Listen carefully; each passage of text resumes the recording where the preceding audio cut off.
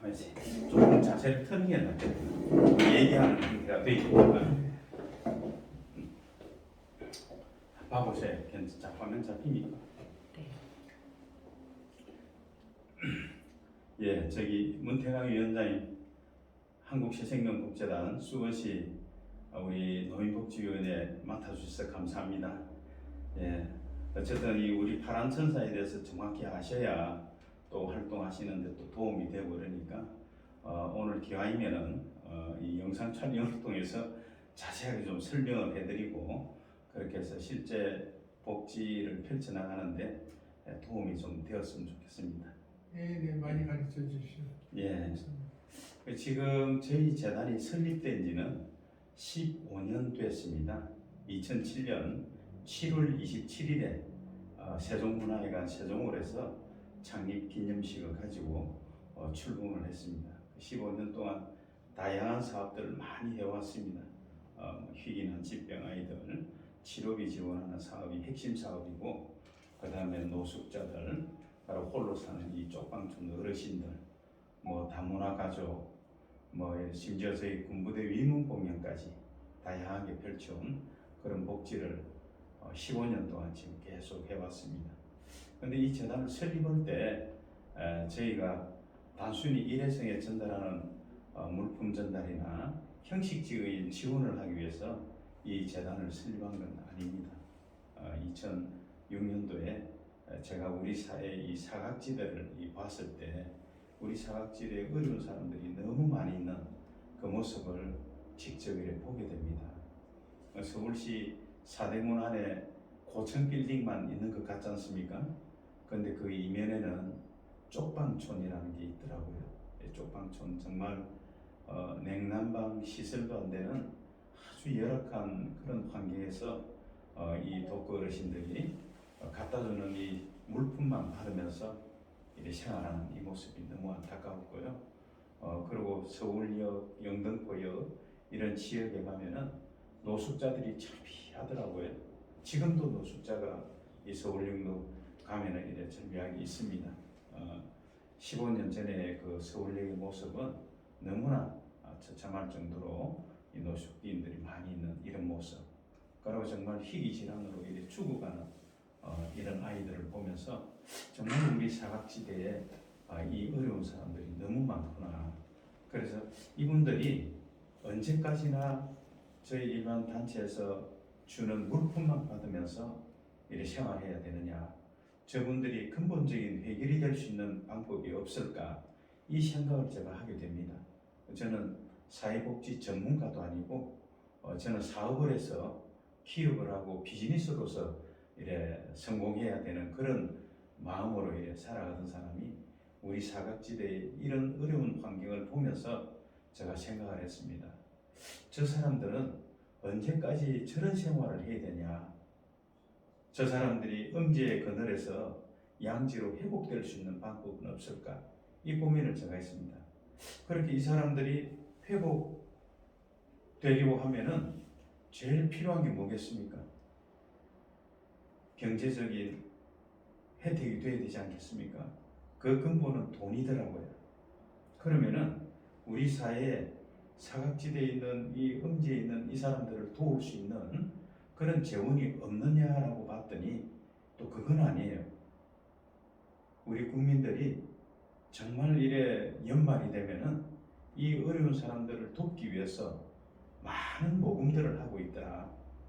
뿐만 아니라 매월 이런 큰 NGO를 통해서 만원, 2만원, 3만원 후원하는 국민들이 상당히 많아서 이 규모가 천문학적인 숫자로 매년 모인다는 걸 제가 봤습니다. 대한민국에는 수많은 단체들이 있더라. 이 단체의 숫자가 한두 개가 아니고 수만 개의 단체가 있다는 걸 제가 직접 확인을 했습니다. 그 가운데서도 TV 방송을 통해서 모금을 하는 대형 NGO들이 단체들이 많이 있습니다. 우리가 흔히들 잘 아는 월드비전, 굿네이버스, 세이브 더 칠드런 이런 국경 없는 의사회 이런 등등이 많은 이런 단체들이 활동을 하고 있습니다. 국내에서 초록우산도 있고 상당히 많지 않습니까? 이런 단체들이 실질적으로는 방송을 통해서 우리 어려운 환경에 처해 있는 사람들을 소개하고 이렇게 모금하는 금액도 상당한 금액이더라. 그 대형 NGO의 한 단체가 지난해 1년에 모금한 돈이 거의 3천억 가까운 돈을 이래 모금을 했더라고요. 그러면 한 단체가 그 정도의 금액인데 대한민국의 수만 개의 단체에서 모으는 모금액은 얼마나 되겠습니까? 저희가 봉사하는 단체가 지역에 뭐 이래 시, 도, 심지어 구, 동까지 이렇게 조직을 가지고 있는 단체들이 대한민국에는 많이 있습니다. 그 단체 회원들이 회비를 내면서 이래 활동을 하면서 어려운 사람을 돕는 이런 모습까지 있더라. 그래서 연말에 온 국민들이 모금하는 그 금액들을 각 단체에 주는 걸 계산을 해보니까 천문학적인 숫자가 나오더라는 얘기죠. 그 금액이 1, 2조 원이 아니에요. 그러면 이런 어마어마한 천문학적인 숫자가 하나로 모여서 이 수혜자들에게 직접적으로 선택적으로 지원이 된다면은 우리 엄지에 있는 사람들이 얼마든지 회복이 될 수 있겠다라는 제가 생각을 했습니다. 가능하시지 않겠습니까? 금액이 천문학적인 숫자에 실제로 꼭 도움이 필요한 사람들에게 한 사람 한 사람 선택해서 이분들에게 필요한 걸 지원을 해서 회복을 시킨다라고 하면 얼마든지 국내에서 우리 국민들이 모금하는 금액만으로도 충분히 회복을 할 수가 있겠다 이 생각을 했습니다. 그래서 2007년도에 제가 생각을 했습니다. 지금 많은 단체로부터 무수히 흩어져가 있는 이 모금액과 이런 형성이 되는 재원들을 하나로 결집을 한다면은 그 금액은 상당히 많은 금액으로 실질적으로 수혜자를 체계적으로 발굴해서 선택적으로 민간 차원에서 지원한다면은 이분들이 얼마든지 회복할 수 있는 가능성이 있다. 그래서 제가 생각했습니다. 이 사람들을 돕자. 제가 가능성이 보였습니다. 우리 국민들이 매월 한 달에 커피 한 잔 덜 마시고 만 원씩만 만약에 기부를 한다면은 대한민국 국민 인구가 5천만 명인데 만 원씩 기부하는 걸로 계산을 해보니까 1년이면은 6조 원이라는 재원이 마련이 된다고요. 근데 100%라는 건 없으니까 저 생각으로는 그 당시에 50%만 기부를 끌어낸다 하더라도 3조 원이라는 재원이 되겠다라는 생각을 했습니다. 그래서 저는 이래 사회활동을 하면서 사업을 하던 사람이라 저 삶의 철학은 하면 된답니다. 포기란 없다. 실질적으로 사업을 하면서도 끊임없이 하면 된다라는 이 철학을 해왔기 때문에 제가 직접 나서서 이 50%의 국민들이 만 원씩 후원하는 이 구조를 만든다라고 하면은 얼마든지 이분들을 회복할 수 있는 가능성이 있겠다라는 생각을 했습니다. 그래서 이 꺼져가는 삶의 희망이 없이 이 꺼져가는 이 생명들을 살리고 정말 이래 절망에 빠져 있는 저 사람들에게 새로운 생명을 부여하는 새로운 삶을 새 희망을 주는 이런 일을 한번 해봐야 되겠다. 그래서 새 생명을 주는 복지재단을 만들어야 되겠다. 그래서 꺼져가는 생명을 살려서 새로운 생명을 주어서 새로운 삶을 희망을 갖고 살아갈 수 있도록 새 생명을 주는 복지재단을 만들어서 직접 한번 나서봐야 되겠다. 이 생각을 갖게 됩니다. 그래서 새 생명을 주는 복지재단. 그래서 한국 새생명 복지재단이라는 이름으로 2007년 7월 27일 날 세종문화회관 세종홀에서 이 단체를 창립을 해서 출범을 하게 됩니다. 그때는 사실 상당히 의욕을 갖고 실제 충분히 이 모금을 통해서 펼친다라고 하면은 되겠다는 확신을 가졌습니다. 많은 정도야 외지간하면 다 참여하지 않겠냐. 범국민 캠페인만 제대로 한다면은 충분히 가능성이 있지 않겠나라는 생각으로 했습니다. 근데 그건 참 제가 너무 단순하고 순진한 생각이었다는 것을 제가 실제 1년 동안 모금을 전개해 보면서 어렵다라는 걸 제가 느꼈습니다. 왜냐면은 우리가 쉽게 많은 쉽게 기부하지 않겠느냐 이렇게 생각을 했는데 실제 후원을 안내를 하고 만원씩 모금을 참여하려고 이렇게 나섰더니 거의 외면하고 심지어 이래 아는 사람한테도 만 원만 이래 후원해서 우리 동참하자고 했을 때 대부분의 사람들은 참여보다는 외면하는 이런 모습이 되더라고요. 그래서 한 1년 동안에 사실 혼자서 이 재단을 이 단체를 설립을 했으니까 사무국을 만들어야 되고 직원들도 두고 운영을 해야 되니까 운영에 필요한 재원들이 많이 들어갈 거 아닙니까? 그리고 어차피 복지를 하고 봉사를 한다고 했으니까 이게 이런 봉사 저런 봉사 돕는 걸 진행을 하려고 하니까 그 역시 비용이 들어가지 않겠습니까? 그래서 혼자서 후원되는 금액 없이 혼자서 지원을 하면서 1년을 해봤습니다. 해보니까 밑 빠진 독에 물 붓기더라고요. 혼자서 하는 건 한계가 있고 근본 목적은 모금을 이끌어내서 국민들의 모든 참여를 일으켜서 많은 재원을 마련해서 이 어려운 사람을 도와서 회복시켰다는 그런 생각을 했는데 1년을 해보니까 그 뜻은 못 이루고 혼자 사는 것은 가능성이 없다라는 그런 판단이 있었습니다. 그래서 1년 정도 하면서 이걸 계속해야 될지 말아야 될지 하는 갈림길에 서더라고요. 그래서 저는 그 당시에 사업을 작은 사업체지만 사업을 하면서 뜻을 세워서 이 일을 하면서 양쪽으로 일을 보면서 일을 해왔는데 실제 지금 이 복지의 뜻을 제가 생각했던 대한민국의 모든 어려운 사람들을 다 회복시키기 위한 그 일을 하기 위해서는 여기에 몰입을 해서 세상 일을 다 내려놓고 이쪽 일만 해야 되겠다. 그렇게 해도 될까 말까 하는데 사업을 하면서 내가 이렇게 곁다리로 이 복지를 한다는 것은 불가능하다는 생각을 했습니다. 그래서 저는 결심을 하게 됩니다. 이 가족들의 좀 도움을 받아서 응원을 받아서 실제 하고 있는 이 사업들 다 내려놓고 실제 세상 일은 다 내려놓고 이 복지로 이렇게 제가 올인을 하게 됩니다. 사실 제가 복지가 전문가도 아니고 오로지 어려운 사람을 회복시키고 구제해야 되겠다는 그 생각 때문에 이쪽 일을 선택하게 되었습니다. 그리고 2007년 7월 27일 날 창립기념 때 제가 내빈들 앞에 했던 얘기가 있습니다.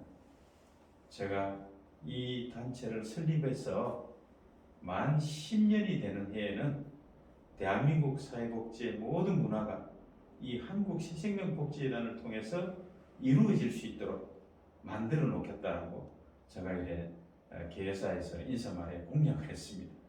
그런데 그렇게 하다 보니까 제가 뱉은 말에 대한 책임도 좀 져야 되겠다라는 그 생각까지 들었습니다. 그래서 제가 하는 일 다 내려놓고 이 한국새생명복지재단에 몰입을 하게 됩니다. 그 실제 이제 여기 이제 이 한국새생명복지재단을 전적으로 맡아서 운영을 하면서 제가 처음 이제 구상한 것은 모금을 통해서 이 재단을 이끌어 간다는 것은 대한민국 사회의 약자들을 회복시킨다는 건 불가능하다.